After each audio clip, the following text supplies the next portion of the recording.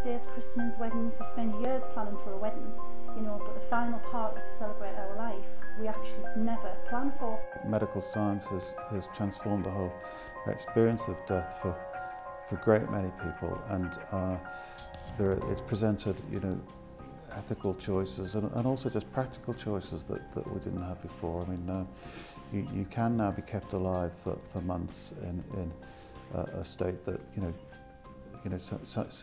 might feel that, you know, life is just precious and is not to be snuffed out on anyone's authority but God's, or you actually might feel, no, I want a choice over how I end, and, you know, I want to spare myself and my relation suffering of seeing me die. I want to have some sense of control over these things.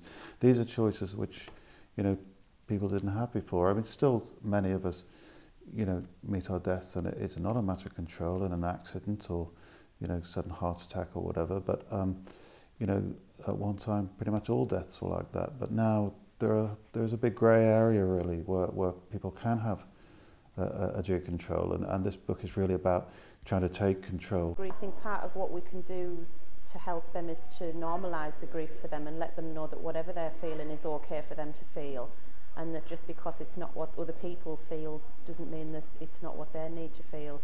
Grief is based very uniquely on the relationship they had with the person that's died, their social circumstances, the environment, financial, and sometimes it's that person can come in and they know they've got us to talk to and they don't feel they're being a burden to family members when family members are dealing with their own grief. You've got much more scope for customising your own life, and just as in so many areas of life, you can live the way you want. You can, to some extent, you know, exercise choice over how you die, how things are going to be arranged. There isn't a sense of you know, society's norms saying this is what you're going to do, this is how you're going to be mourned, this is how you're going to be buried, this is how, you know, this is how your loved ones are going to react. I mean, you know, it used to be all mapped out, and now you've got some scope. The really important thing is to encourage people to talk about death, about bereavement, about funeral planning, about end-of-life planning, and to realise that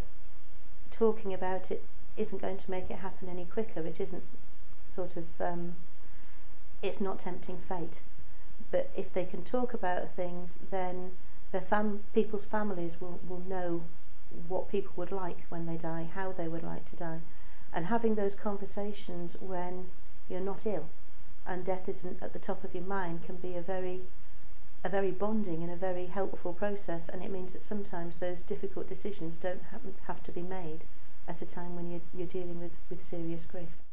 Plan it as a natural progression of your life, a natural part of your lifespan, and say, while you're here and now, write it down, put it in the drawer next to your will, next to your bills, and actually, you know, do document it. And then when the time comes, the family then can, you know, carry out your wishes, and you're going to have the final party of your life exactly how you want to be and be part of it because you've planned it.